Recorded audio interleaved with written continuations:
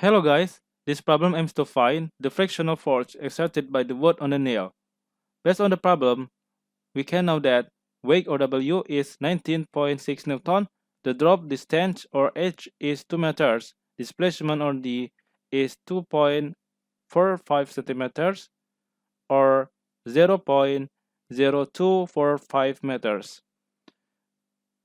You remember that this displacement have to convert from centimeters unit to meters unit because in the operation for solving this problem we have to use a MKS system, not a CGS system.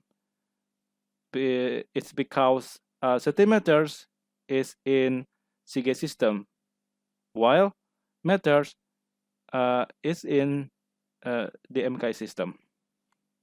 Next, the question is the frictional force exerted by the wood on the nail.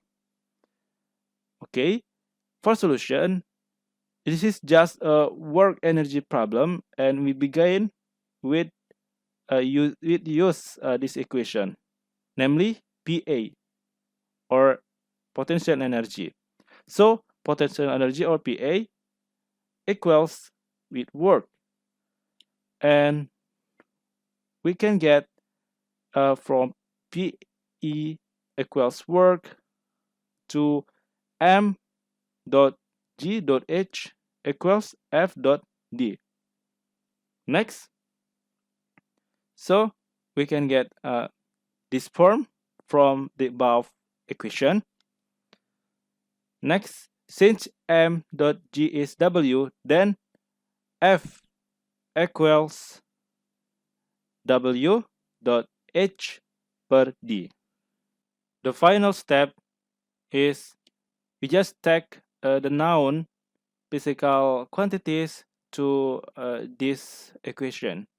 So the final result of F is 1600N. So the final answer is C. Hopefully this video is useful and see you in the next video.